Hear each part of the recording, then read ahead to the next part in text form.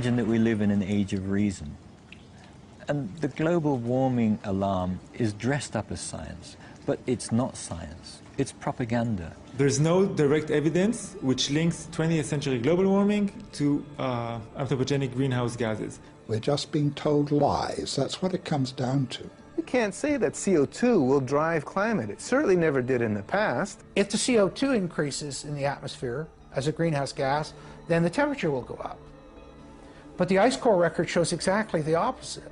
So the fundamental assumption, the most fundamental assumption of the whole theory of climate change due to humans is shown to be wrong.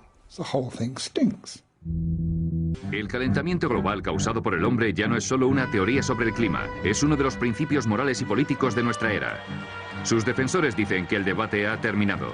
Cualquier crítica, por muy rigurosamente científica que sea, es ilegítima. O peor aún, peligrosa. Pero en este documental les mostraremos que no hay nada anormal en las temperaturas actuales, que el clima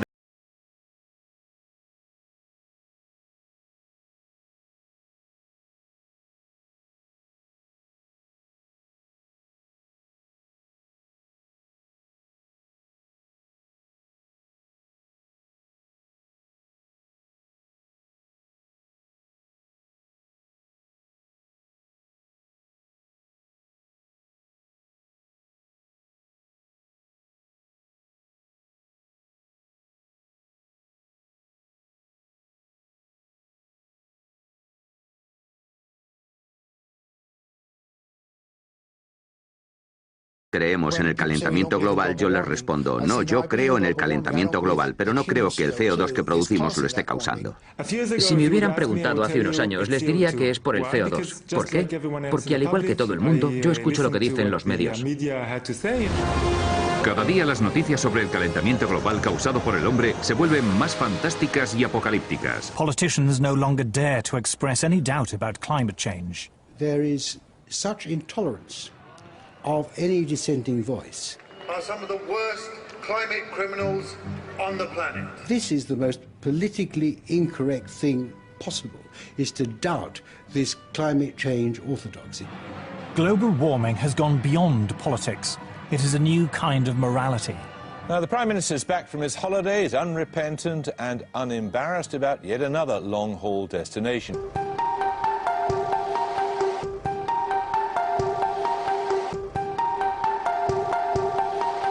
Y aún así, un grupo de climatólogos veteranos dicen ahora que esa teoría no tiene sentido. Por ejemplo, hay periodos en la historia de la Tierra en que teníamos 3 veces más CO2 del que tenemos hoy, y periodos en que teníamos hasta 10 veces más. Y si el CO2 tiene un impacto tan grande sobre el clima, deberíamos apreciarlo en las reconstrucciones climáticas. Si observamos el clima desde un punto de vista geológico, nunca pensaríamos que el CO2 es uno de sus factores determinantes. Ninguno de los grandes cambios climáticos de los últimos 1000 años puede explicarse en relación con el CO2. No se puede decir que el CO2 determina el clima. En el pasado nunca lo ha hecho. He oído decir mucho que miles de científicos han llegado a un consenso sobre el calentamiento global y que el ser humano está provocando un cambio climático catastrófico para el mundo. Yo soy científico y como yo hay otros muchos que creen sencillamente que eso no es cierto. El calentamiento global causado por el hombre no es una teoría científica normal. Está respaldada por un organismo de la ONU políticamente influyente, el Panel Intergubernamental del Cambio Climático o IPCC.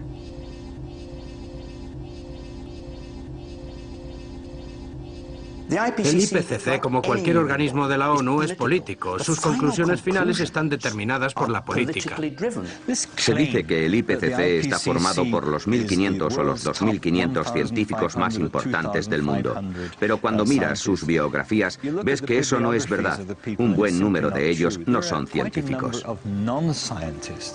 Y para llegar a los 2.500 han tenido que empezar a coger críticos y gente del gobierno. Cualquiera que tenga relación con el tema. Y no se les pide su aprobación. Muchos de ellos no están de acuerdo. Aquellos especialistas que no están de acuerdo con las conclusiones y dimiten, y yo conozco a unos cuantos, simplemente figuran en la lista de colaboradores y se vuelven parte de estos 2.500 científicos de élite.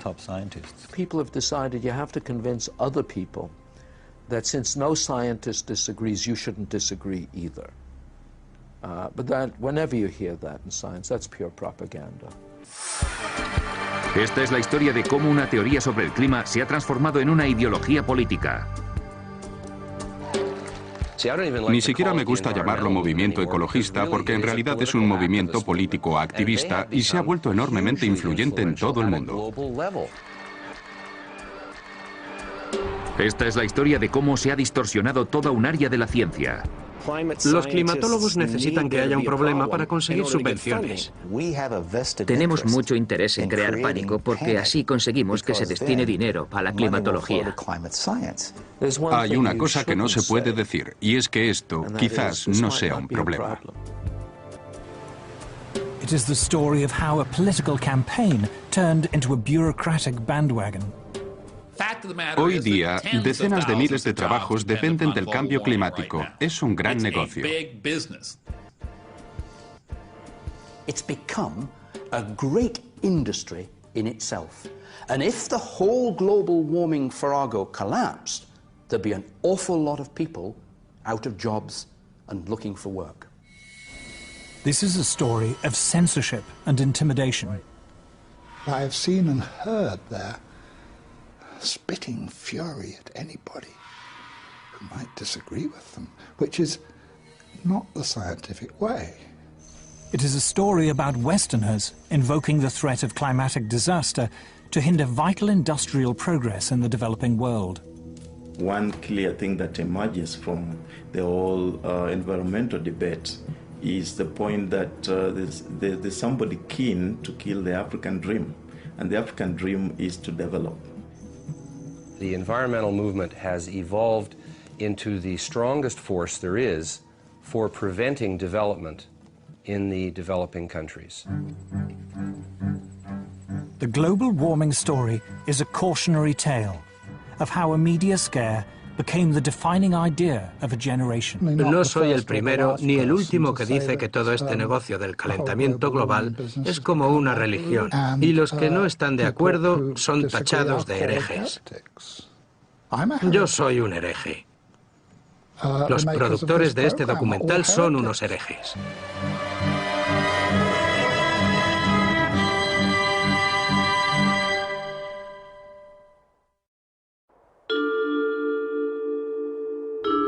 In 2005, a House of Lords inquiry was set up to examine the scientific evidence of man-made global warming.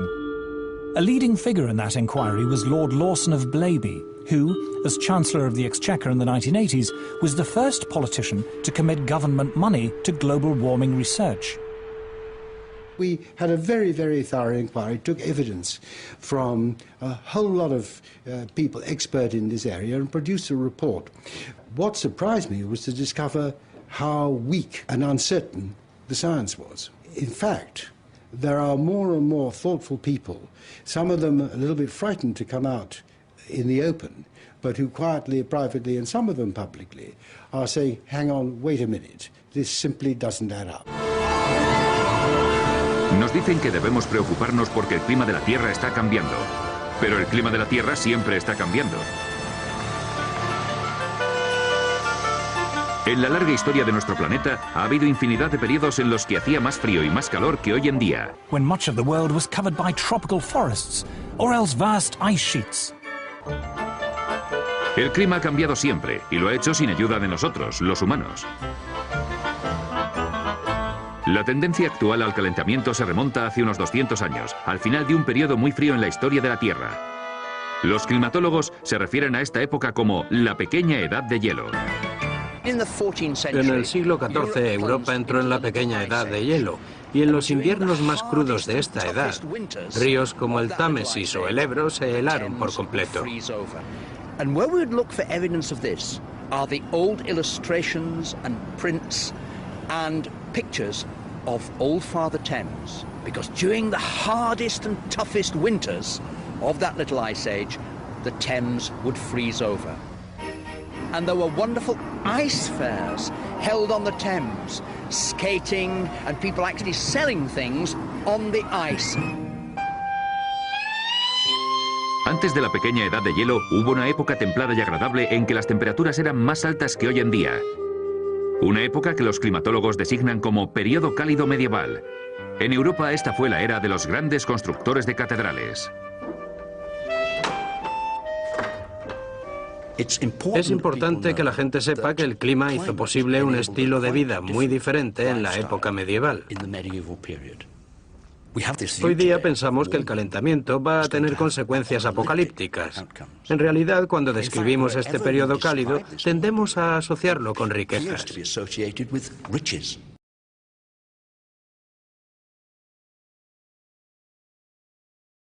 A time when, according to Chaucer, vineyards flourished even in the north of England. All over the city of London, there are little memories of the vineyards that grew in the medieval warm period. So this was a wonderfully rich time. And this little church, in a sense, symbolizes it, because it comes from a period of great wealth. Si nos remontamos más allá del periodo cálido medieval, encontramos otras épocas de calor, incluida una muy larga durante la Edad de Piedra que los geólogos conocen como Holoceno máximo, cuando las temperaturas fueron notablemente más altas que hoy en día durante más de 3 milenios. If we go back 8,000 years in the Holocene period, our current interglacial, it was much warmer than it is today. Now, the polar bears obviously survived that period. They're with us today. They're very adaptable, and these warm periods in the past, what we call hypsithermals, pose no problem for them. Las variaciones climáticas en el pasado fueron claramente naturales. Así que, ¿por qué creemos que ahora es diferente? In the current alarm about global warming, the culprit is industrial society. Thanks to modern industry, luxuries once enjoyed exclusively by the rich are now available in abundance to ordinary people. Novel technologies have made life easier and richer. Modern transport and communications have made the world seem less foreign and distant. Industrial progress has changed our lives. But has it also changed the climate? Según la teoría del calentamiento global causado por el hombre, el dióxido de carbono que produce la industria ha provocado un aumento de las temperaturas. Pero, ¿qué pruebas tenemos de que sea cierto? Cualquiera que vaya diciendo que el dióxido de carbono es el principal responsable del calentamiento del siglo XX no ha visto siquiera los datos numéricos. A principios del siglo XX, buena parte del mundo seguía siendo preindustrial. No mucha gente tenía electricidad, y coche aún menos. La industria era bastante primitiva, restringida a unos cuantos países y ahogada por la depresión económica. Pero después de la Segunda Guerra Mundial, las cosas cambiaron. Productos como las neveras, las lavadoras, las televisiones y los coches empezaron a fabricarse en masa para el mercado internacional. Los historiadores llaman a esta explosión global de la actividad industrial el boom económico de la posguerra. ¿Qué relación tiene esto con la temperatura? En los últimos 150 años, la temperatura del planeta ha crecido más de medio grado Celsius. Pero lo extraño es que la mayor parte de ese aumento tuvo lugar en las primeras décadas del siglo XX, entre 1905 y 1940, cuando la producción industrial era relativamente pequeña. Después de 1940, el mundo se templó. Este es un registro de las temperaturas en el Ártico durante el siglo XX. Durante el boom económico de la posguerra, la temperatura cae en picado. Irónicamente, no vuelve a subir hasta la recesión económica mundial de los 70. El CO2 empezó a crecer exponencialmente a partir de los años 40, justo cuando las temperaturas comenzaron a disminuir, algo que siguieron haciendo hasta 1975. Esto es lo contrario a un ascenso. Si el CO2 aumenta rápidamente pero la temperatura baja, no se puede decir que el CO2 y la temperatura estén relacionados. La temperatura estuvo subiendo significativamente hasta 1940, cuando la producción humana de CO2 era relativamente baja. Pero después, durante la posguerra, cuando las industrias y las economías de todo el mundo comenzaron a desarrollarse y la producción humana de CO2 se disparó, la temperatura global empezó a bajar. En otras palabras, los hechos no se corresponden con la teoría. Just at a time when, after the Second World War, industry was booming, carbon dioxide was increasing, And yet the Earth was getting cooler and starting off scares of a coming ice age.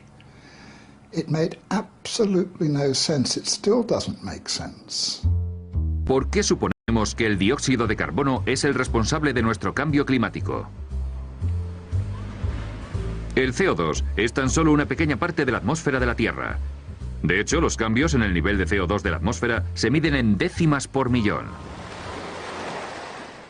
El porcentaje de CO2 entre todos los gases de la atmósfera, el oxígeno, el nitrógeno, el argón, es tan solo de 0,054%. Es una fracción increíblemente pequeña y, por supuesto, después hay que separar la parte que supuestamente el ser humano está añadiendo, que es la fuente de todas las disputas y que es aún más pequeña. El efecto invernadero es solo una parte del sistema climático de la Tierra, y el CO2 es un gas invernadero relativamente insignificante. La atmósfera está formada por una multitud de gases. Un pequeño porcentaje de estos gases se llaman gases invernadero, y de ese pequeño porcentaje, el 95% es vapor de agua. Es el gas invernadero más importante. El vapor de agua es un gas invernadero, sin duda el gas invernadero más importante. El CO2 no es solo un gas invernadero secundario. También está claro que ninguno de estos gases son responsables del cambio climático. Para demostrarlo debemos observar el cielo, o una parte del cielo llamada troposfera. Si se tratara de un calentamiento invernadero, haría más calor en mitad de la troposfera, a unos 10 o 12 kilómetros de la atmósfera, que en la superficie. Hay buenas razones teóricas que lo explican, y tienen que ver con cómo funciona el efecto invernadero. El efecto invernadero funciona así. El Sol emite calor a la Tierra. Si no fuera por los gases invernadero, esta radiación solar rebotaría hacia el espacio, dejando el planeta frío e inhabitable. Los gases invernadero retienen el calor en la troposfera terrestre, a unos kilómetros de la superficie. Y es aquí, según los modelos climáticos, donde las temperaturas deberían ser más altas, si son los gases invernadero los que causan el calentamiento. Todos los modelos, absolutamente todos, calculan que el calentamiento debería ser más rápido según se ascienda desde la superficie a la atmósfera. De hecho, la temperatura máxima sobre el ecuador debería situarse a una altitud de unos 10 kilómetros.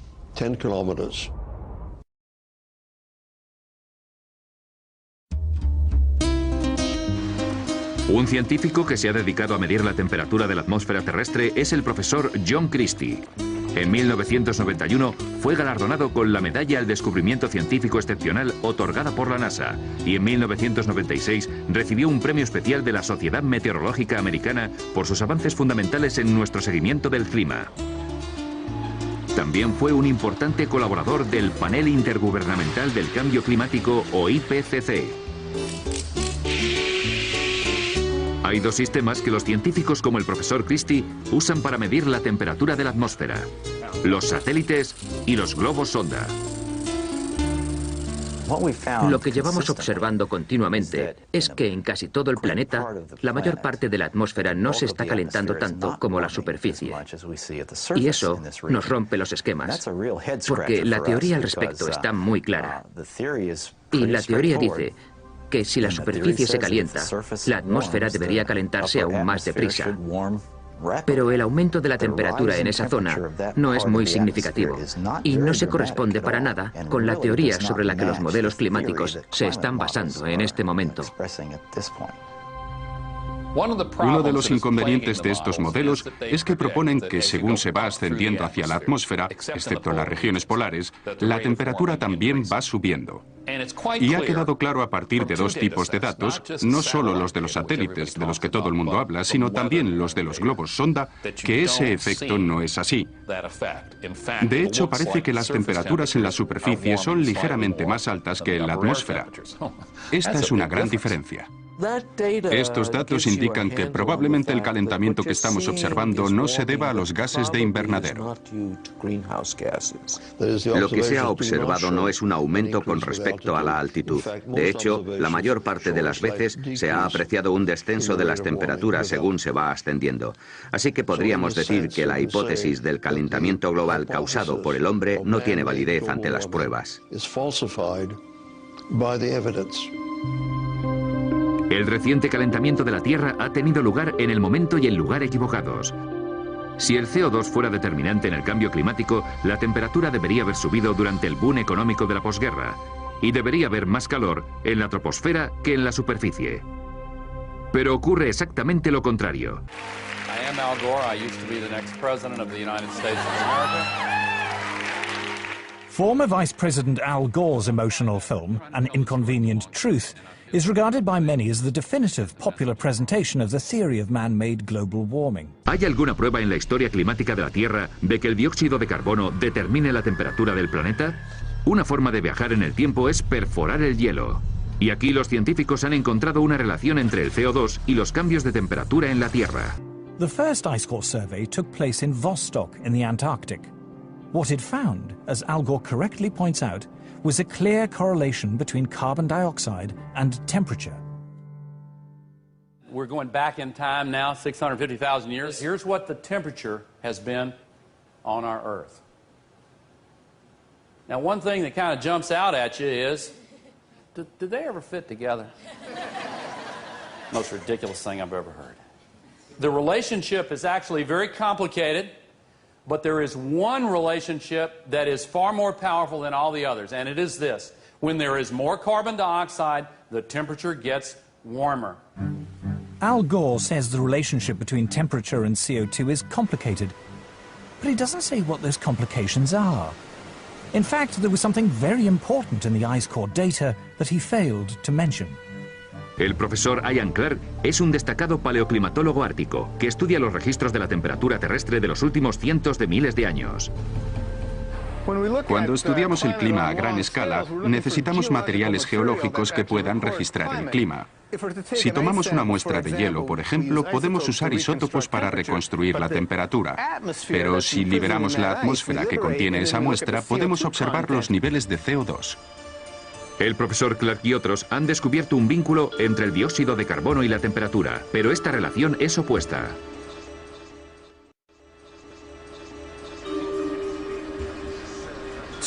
Aquí tenemos un registro de las temperaturas en el hielo de Vostok, y la línea roja indica una subida de la temperatura entre un primer momento y un segundo momento en un intervalo clave, en el que salimos de una glaciación.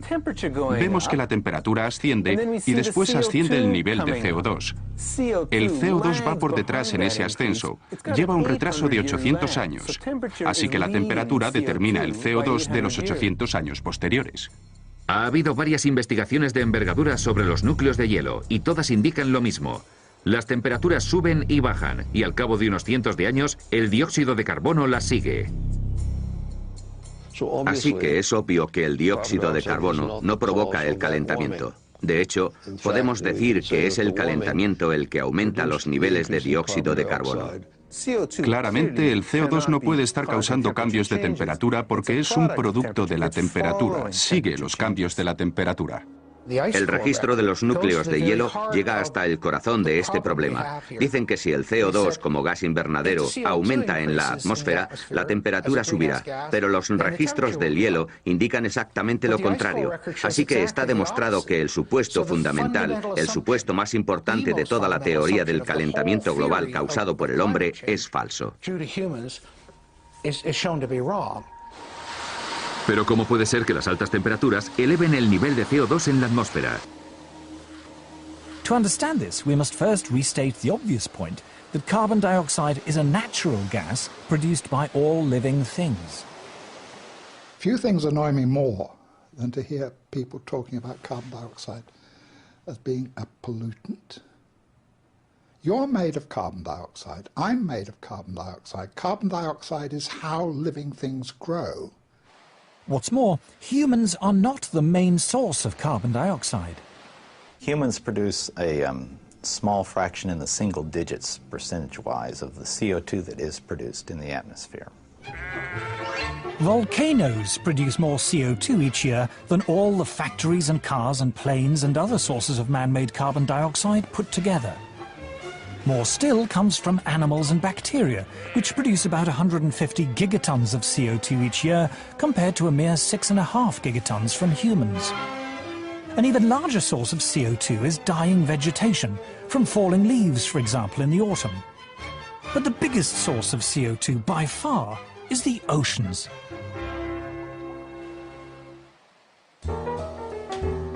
Carl Wunsch is Professor of Oceanography at MIT.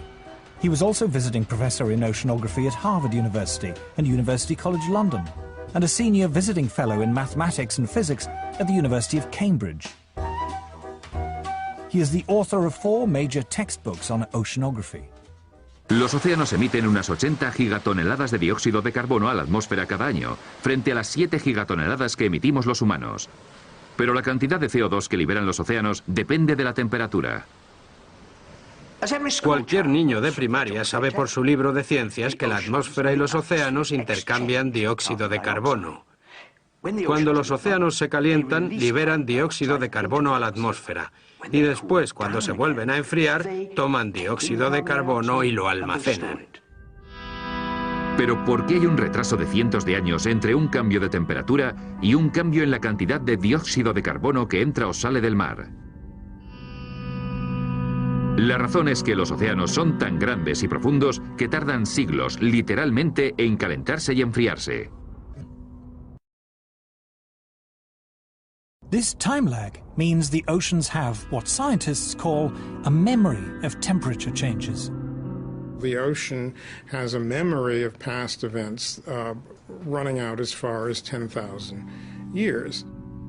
So, for example, if somebody says, oh, I'm seeing changes in the North Atlantic, this must mean that the climate system is changing. It may only mean that something happened in a remote part of the ocean decades or hundreds of years ago, whose effects are now beginning to show up in the North Atlantic. The current warming began long before people had cars or electric lights. In the past 150 years, the temperature has risen just over ½ degree Celsius. But most of that rise occurred before 1940. Since that time, the temperature has fallen for 4 decades and risen for 3. There is no evidence at all from Earth's long climate history that carbon dioxide has ever determined global temperatures. But if CO2 doesn't drive Earth's climate, what does?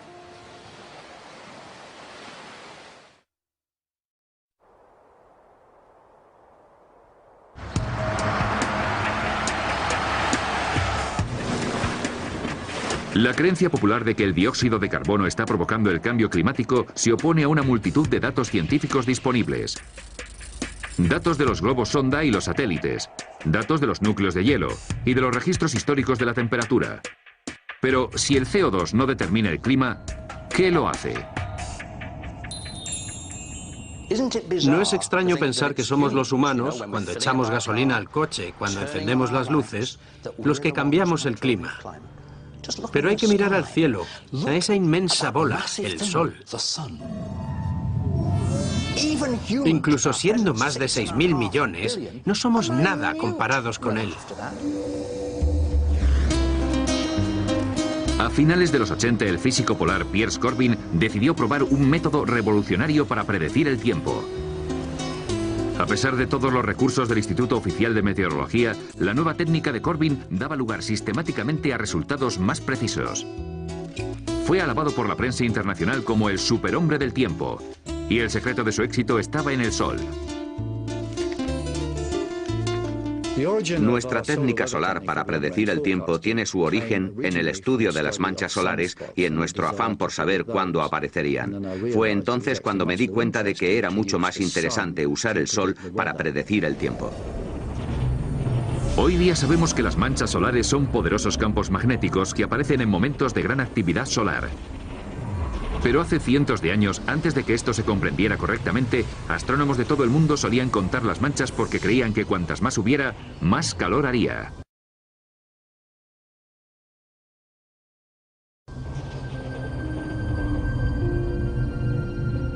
En 1893, el astrónomo británico Edward Maunder observó que durante la pequeña edad de hielo apenas hubo manchas solares visibles. Fue un periodo de inactividad solar que se conoce como el mínimo de Maunder. Pero ¿hasta qué punto pueden las manchas solares predecir el tiempo? Decidí comprobarlo apostando por el tiempo a través de William Hill en contra de lo que el Instituto de Meteorología decía que iba a ser un pronóstico normal. Y fui ganando dinero un mes y otro y otro y otro. El Instituto de Meteorología dijo que el invierno pasado iba a ser excepcionalmente frío. Nosotros dijimos, no, qué tontería, va a ser un invierno muy normal. Y especificamos cuándo iba a hacer más frío, después de Navidad y en febrero. Estábamos en lo cierto, ellos no. En 1991, científicos veteranos del Instituto Danés de Meteorología decidieron juntar los registros de las manchas solares durante el siglo XX y compararlos con los registros de las temperaturas. Lo que descubrieron fue una correlación increíblemente directa entre lo que ocurría en el Sol y los cambios de temperatura en la Tierra. La actividad solar creció bruscamente hasta 1940. De ahí fue disminuyendo hasta los 70 y después volvió a crecer otra vez.